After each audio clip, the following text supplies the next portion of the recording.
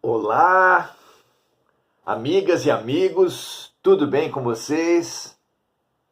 Um prazer, uma confirmação, um estímulo, um encorajamento, mantermos uma boa intenção, mantemos uma boa prática. Ainda mais num tempo de tantos equívocos, tantas violências de tantos tipos, nas mais sagradas instituições, na religião, na família, na escola. Não há espaço social, por mais respeitável que esteja imune à sombra, à distorção, à violência. Estamos em época de provas. Em época de provas, não é lícito a nenhum aluno bem intencionado estar desatento. O erro é próprio, o erro é inerente ao acerto. Ninguém aprende nada sem errar. Mas a desatenção não deveria ocorrer em nenhum de nós. E além da atenção permanente, total, plena a si mesmo e aos outros,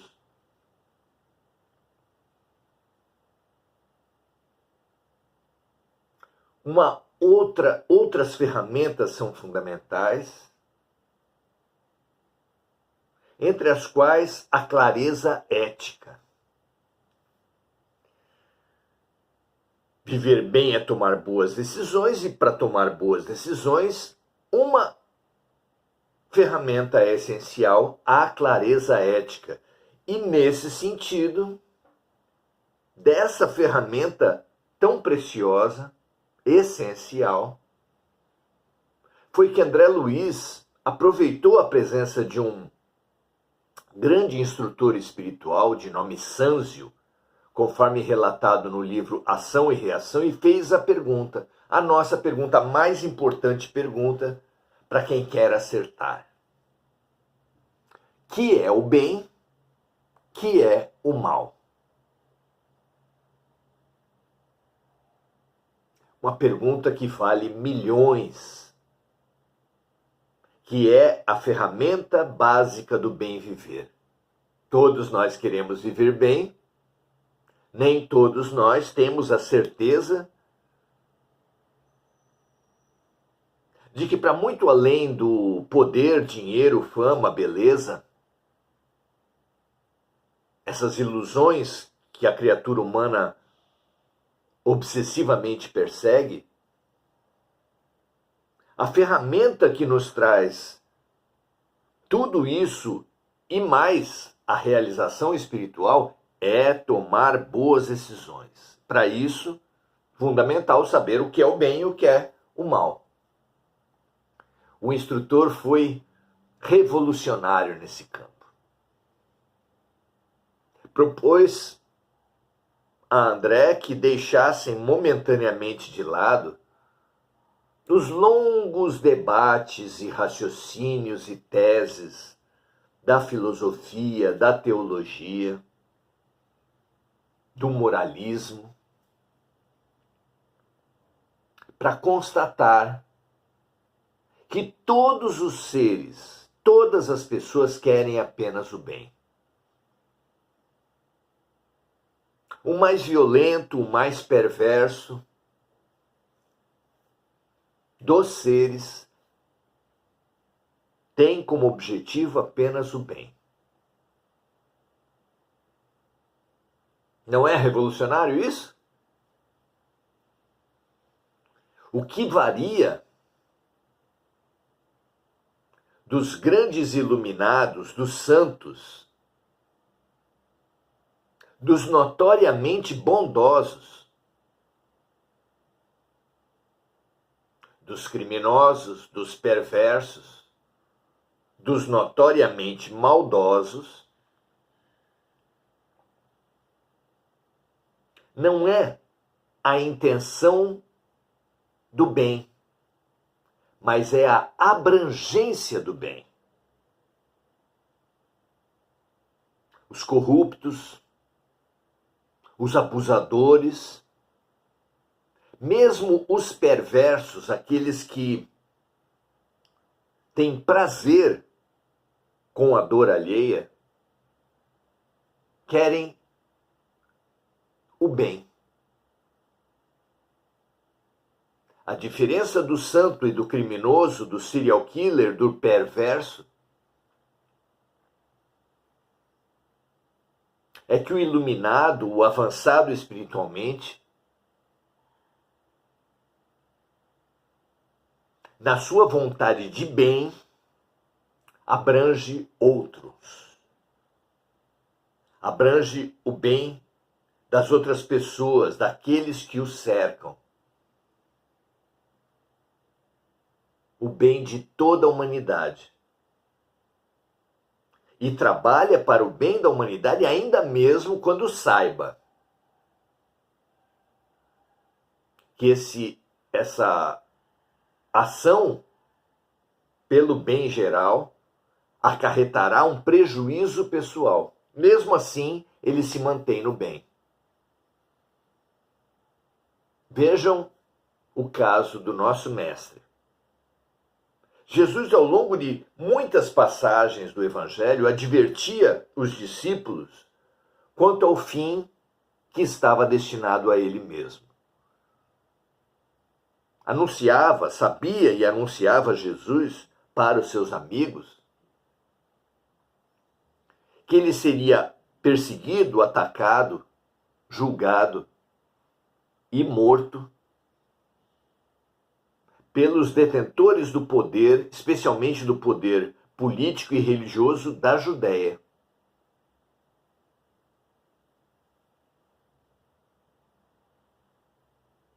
No momento extremo, no Monte das Oliveiras,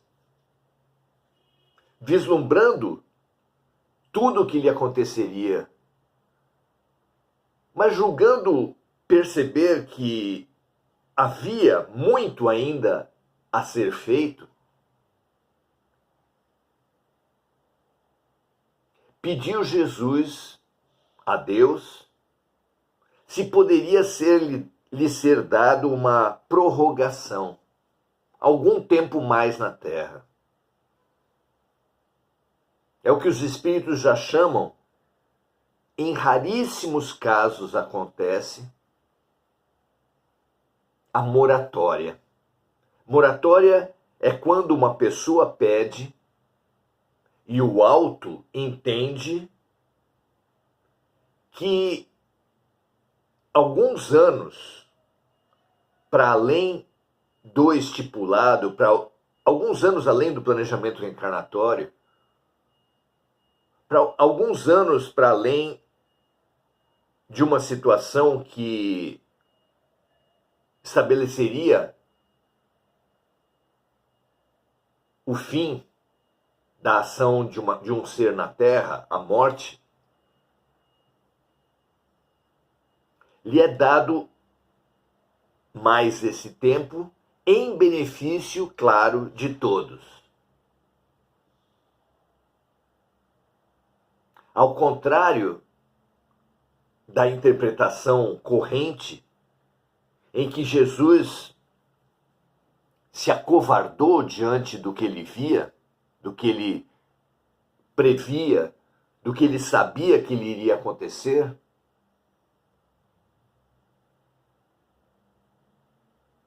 nós temos a certeza que um espírito da estatura dele não pedia que se livrasse do sacrifício. Muito pelo contrário, pediu ainda maior sacrifício. Um sacrifício por ainda mais tempo. Por perceber o quanto a humanidade primitiva ainda precisava dele.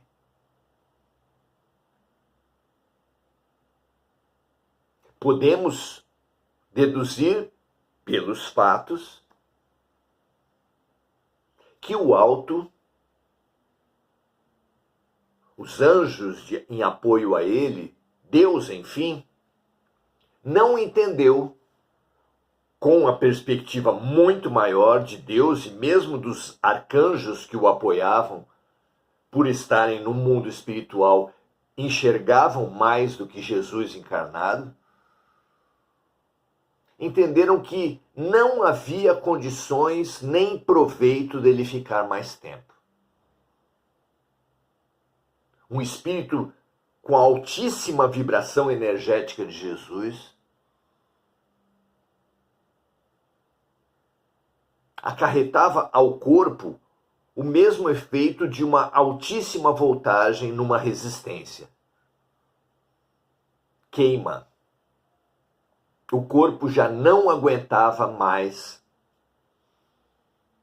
uma alma de tanta vibração. Sinal disso é que os relatos apostólicos falam que naquele momento supremo, Jesus suava sangue. O corpo já não aguentaria mais. Não havia mais como materialmente atender ao pedido de Jesus. E acima de tudo, não havia mais proveito. Ele havia chegado até o ponto extremo da sua colaboração à humanidade da Terra. Voltamos a dizer, então não foi uma tentativa de se livrar do sacrifício e da dor. Sabia ele, mais do que ninguém, como já tinha anunciado, que era inevitável. Ao contrário, Jesus queria ainda mais sacrifício, queria dar ainda mais da montanha de luz que já tinha dado para todos nós. E ressaltou no fim, mas, sabendo que a visão na matéria é muito limitada, disse ele, ressalvou ele, mas que seja feita a tua vontade e não a minha, ao se referir a Deus. Não é muito mais condizente com a estatura espiritual de Jesus? E esse é um exemplo extremo de alguém que sacrifica o seu interesse, o seu quantum vibratório adquirido pela enorme elevação, sacrifica a sua própria vida na Terra contra a força fabulosa do instinto, em nome do bem coletivo, do bem geral.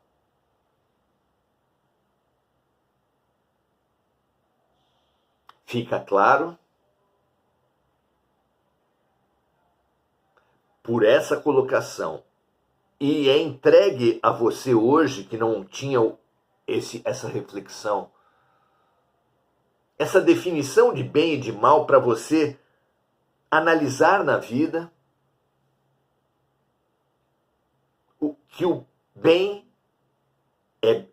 só é bem se for bem para todos. E que o mal não parte de uma má intenção clássica, como se pensa.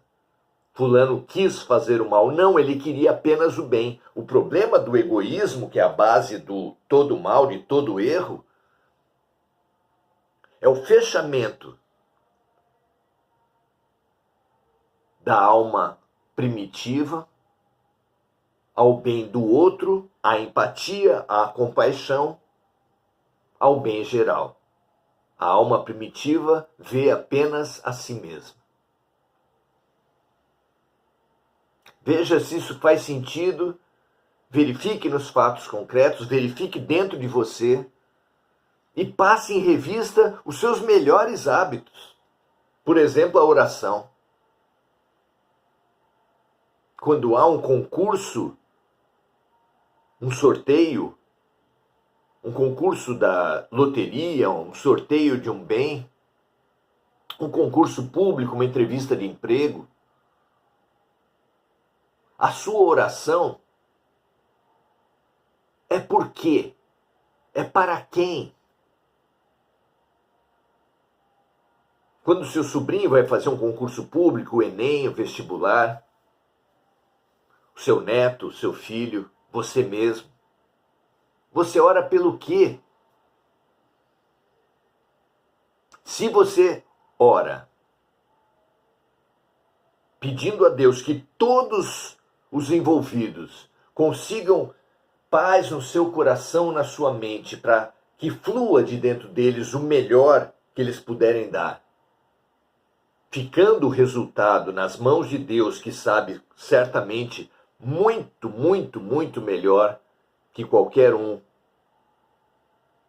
para quem o prêmio daquela situação melhor serve, que maravilha. Mas se você pede o emprego, pede a vaga no concurso, pede o prêmio da loteria para você, saiba que você está do lado do mal. Que você está do lado do erro. Que pedir um benefício para si mesmo em desconsideração do benefício dos outros, do que é realmente bom em termos coletivos, é egoísmo, egocentrismo, ignorância, violência, é o mal. Veja, meu amigo, é uma ferramenta tão útil que surpreende os nossos melhores gestos. Porque, sem dúvida, entre os nossos melhores gestos, ou os gestos nos quais nós supomos mais virtude, por exemplo, está a oração. E é bem possível que você e eu estejamos ainda na prática do mal, mesmo nos nossos melhores momentos. Revolucionário, não é? E é nesse sentido que vem a resposta de Emmanuel para a nossa pergunta também. Vamos lá? Pergunta número 185 do livro O Consolador, autoria espiritual de Emmanuel e pela mediunidade de Francisco Cândido Xavier. Pergunta 185 é apresentada da seguinte forma para a resposta do guia espiritual de Chico Xavier, Emmanuel. Quais as características de uma boa ação? Que pode ser relida essa pergunta como, afinal de contas, o que é o bem? Quais as características de uma boa ação? E a resposta vem simples. A boa ação é sempre aquela que visa o bem de outrem e de quantos lhe cercam o esforço na vida. Boa ação é aquela que visa o bem do outro e de todos aqueles que nos cercam. Ainda que em prejuízo, acrescentaríamos nós, ainda que gere prejuízo próprio daquele que promove a boa ação, boa ação será aquela que visa o melhor para os outros, para aqueles que nos cercam.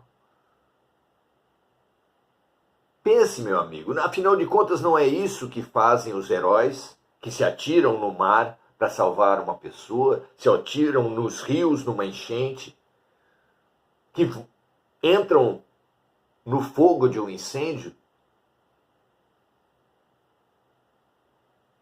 Passe em revista todas as ações heróicas, dignas, benéficas que você imaginar, as mais extremas, deixam muito evidente, exemplo máximo do Cristo, que o bem supremo, o bem extremo, é aquele que desconsidera o risco pessoal, que expõe a própria vida em nome da vida e do bem dos outros. E, consequentemente, toda ação, mesmo que o seu autor se suponha estar no bem, mas que peça o benefício para si exclusivamente, a palavra exclusivamente é central, porque exclui o bem dos outros, essa ação, que para nós aqui é tão natural, é uma ação do mal, do egoísmo. E aqui ele fala, a boa ação é sempre aquela que visa o bem de outrem, dos outros, e de quantos lhe cercam o esforço na vida. E continua, nesse problema o critério do bem geral deve ser a essência de qualquer atitude. A melhor ação pode, às vezes, padecer a incompreensão alheia. Sim, muitos que fazem o bem não são compreendidos. Voltando ao exemplo do nosso mestre, uma das razões dele ser abandonado pelos discípulos, traído pelos discípulos, negado pelos discípulos, é exatamente porque eles não entendiam a sua missão na terra. Eles pensavam que o Messias seria um libertador político-militar. Então, a incompreensão da ação do bem é quase que constante. Gandhi, ao final do seu processo de libertação da Índia frente ao Império Britânico, foi perguntado qual cargo ele iria pretender. Presidente, primeiro-ministro, ministro de qualquer coisa, que ele escolhesse o que ele queria. E a resposta dele mostrou que ninguém entendia Gandhi. Ele respondeu, nenhum.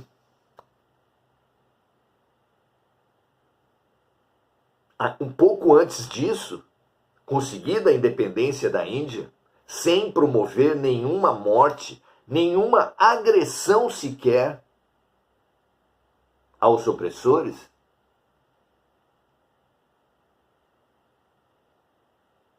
os hindus e os muçulmanos começaram agressões mútuas. Essas agressões mútuas que deram origem ao Paquistão, que fazem ainda ali na região da Caxemira haver rusgas, ameaças de guerra de duas potências atômicas extremamente perigosas. E essa guerra e essas agressões e essas mortes de lado a lado amarguraram Gandhi, a ponto dele começar uma greve de fome. Passada 1 ou 2 semanas em que aquele idoso estava em greve de fome, o país estava parado, não se falava de outro assunto. Os únicos que não estavam com olhos voltados para Gandhi ainda eram os beligerantes, os guerreiros, os extremistas das duas religiões que se matavam mutuamente. Pedia-se com ênfase para Gandhi parar a sua greve de fome e ele não parou. 3 semanas, 4, 5, 6 se passaram, as hostilidades ainda continuaram. Só foram parar gerando a volta de Gandhi do seu jejum, com 40 dias. Veja como os iluminados são mal compreendidos. Então, se todos esses que nós dizemos seguir são incompreendidos, nós que nos dizemos seus seguidores, poderemos ter uma compreensão do mundo? A melhor ação pode, às vezes, padecer a incompreensão alheia. Constata Emmanuel aqui.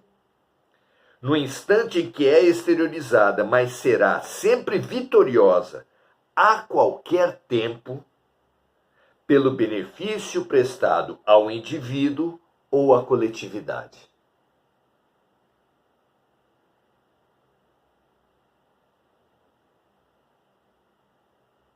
Para o imediatismo, para a matéria, para o ego, as boas ações são incompreensíveis.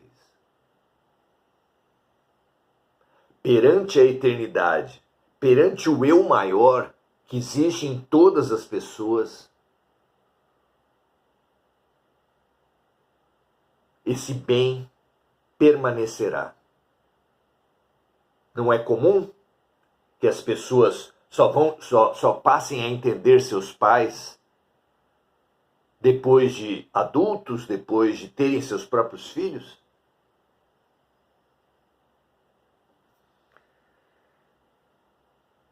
Que a incompreensão não seja motivo de nós pararmos com a prática do bem.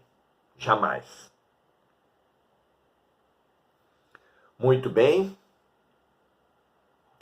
Saudemos agora, com essa oração, com esse estímulo ao bem que penetre no coração de todos os seres humanos da Terra, fazendo-os buscarem sempre o benefício do outro e não exclusivamente o seu.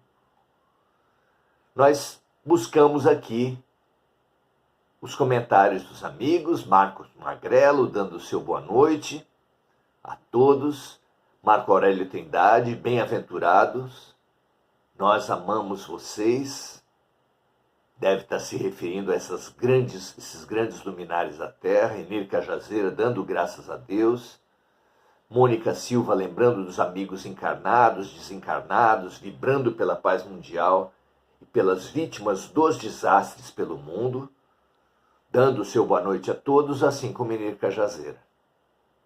Muito prazer ter cada um de vocês aqui. Convido, como sempre convido, cada um a analisar a possibilidade de compartilhar. Espalhe o bem sempre. Cada vez que você perceber que algo pode beneficiar outras pessoas, como vimos aqui hoje no nosso estudo, devemos ter a coragem de fazer, de praticar a ação voltada ao bem maior, ao bem mais profundo, ao bem de todos. Que esse seja sempre o nosso norte, sempre o nosso objetivo. Paz e bem a todos, um grande abraço. Amanhã continuaremos as nossas conversas. Pensando, amanhã o tema será o acaso. O acaso, que é base da estatística, das probabilidades, que é base, portanto, de toda a ciência materialista, será que ele existe? Será que a sorte, ideia que nós ficamos repetindo há tantas vidas, a todo tempo, será que existem? Amanhã esse será o tema, venha conosco, traga a sua contribuição. Vamos estudar juntos, porque não há nada mais importante antes de uma prova especial como essas que nós viveremos, estudarmos juntos. 1 mais 1 é sempre mais que 2. Um grande abraço e até a próxima.